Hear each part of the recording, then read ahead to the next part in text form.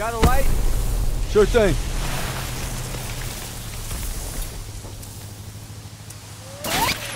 Everybody down!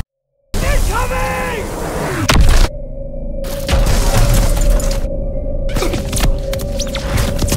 Daniels! This is what you trained for! Now pick up that banger!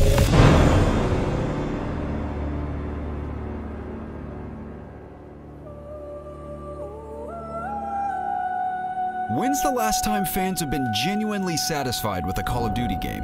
When you really think about that question, it's a difficult one to answer. Sure, we all have our favorites, but there's no way 2016's Infinite Warfare could be on many lists. Have you seen the number of dislikes the game received on YouTube?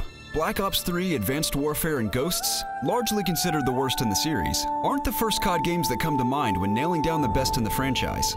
My point being, it's been a while since we've seen a Call of Duty game generate some serious excitement with fans. Call of Duty World War II, on the other hand, has been greeted with a warm reception. Folks seem thrilled to go back to the deadliest conflict in human history. But is World War II the best Call of Duty in the series? Not by a long shot. Still, there's plenty of reason to reunite your squad and head back to Activision's juggernaut franchise. Much to my relief, boost jumping, exosuits, futuristic weapons, space battles, and other sci-fi shenanigans are all gone. You won't see any of that in Call of Duty World War II. It's truly a boots-on-the-ground adventure with weapons, combat, characters, and a brutally harsh setting that stays true to the era. The team at Sledgehammer Games successfully delivered an authentic World War II experience, unlike anything we've seen in the series before. Now, before we get too excited about World War II, I will say it undoubtedly remains a Call of Duty game, so don't expect any massive changes or mind-blowing innovations. Back again are those epic set pieces, celebrity cast, a 6 to 8 hour single-player campaign, the trademark snap controls, 60 frames per second, prestige ranking, and more. I could go on and on. There's a formula Activision follows when it comes to their Call of Duty games, and World War II doesn't stray too far from it at all.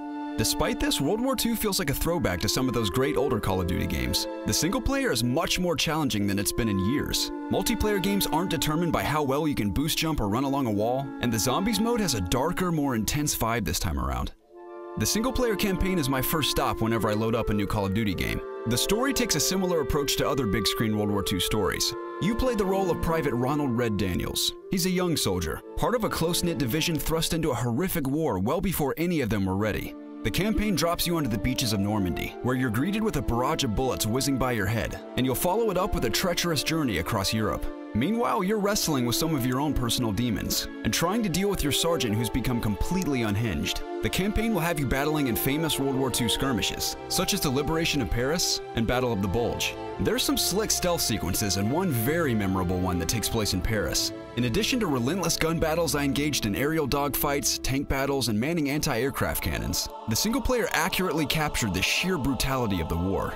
Not to mention I died a lot. Yes, World War II's campaign is a challenging one, and much of that has to do with managing your health. This Call of Duty doesn't have regenerating health, so it's critical you stay close to your medic during battle so that he tosses you a health pack in a time of need. The new health system adds a layer of strategy to the campaign that I certainly appreciated. As much as I enjoyed the single player, and believe me when I say this is certainly one of the better ones in the franchise, I found it a little short. The game took me around 6 to 7 hours to complete, which is standard length for a Call of Duty game, but I found I wanted to play more. For replay value, I could go back and play at a higher difficulty and look for more in-game collectibles, but I just wanted to see more World War II settings, engage in more aerial combat, and just spend more time with the characters I've become acquainted with. When it comes to maps, style of play, controls, and progression, World War II's multiplayer mode takes the if it ain't broke, don't fix it approach. The multiplayer still plays out like nearly every Call of Duty game before it, minus the futuristic weapons and movements. That said, there's a new and highly entertaining Gridiron Mode. It's similar to Advanced Warfare's Uplink, except this time your goal is to carry the ball into the other team's goal area where you can score a touchdown, worth 7 points, or throw it for a field goal for 3 points. Much like other objective-based games, Gridiron was intense and highly enjoyable. There's also a new War Mode, which is a pretty big addition to Call of Duty's multiplayer this year. It's objective-based and plays across massive maps. As players progress and fight to complete objectives like taking over a bunker or building a bridge, the map shifts and a new objective pops up. The mode gives your team a real sense of purpose, and there's a high emphasis on teamwork and communication. I'm not convinced this mode will become a Call of Duty mainstay, but it's certainly a very ambitious undertaking, and one that's rewarding when playing with the right squad. Lastly, when it comes to multiplayer, I should mention Headquarters, a social hub in which we've seen in other games before, like Destiny 2 for instance. Headquarters is a 48-player space modeled after the Allies' Normandy beach encampment a few days after D-Day. In it, there's a firing range, a 1v1 arena, a place where you can grab your supply drops, acquire objectives, test new weapons, and try out your various skill streaks. There's even an area where you can play old Activision games from the 1980s. It's a slick little area where you can kill time in between matches and socialize with other players. I like the addition, and I'm curious to see how it'll evolve over the next year.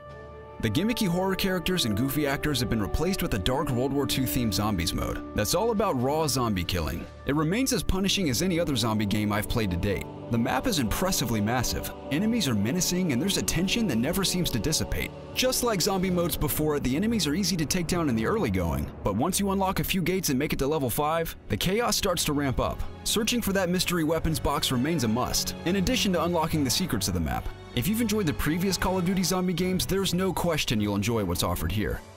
In an age where people are dying to play games on retro consoles and remastered games still sell surprisingly well, Call of Duty World War II arrives at just the right time. This throwback Call of Duty game is exactly what the franchise needed. It's been 10 years since the series has been to World War II, and the return is glorious. With a brutally engrossing and punishing, albeit short single-player campaign, and a stripped-down multiplayer that remains as tight as ever, Call of Duty World War II gets back to the things that put the franchise on the map.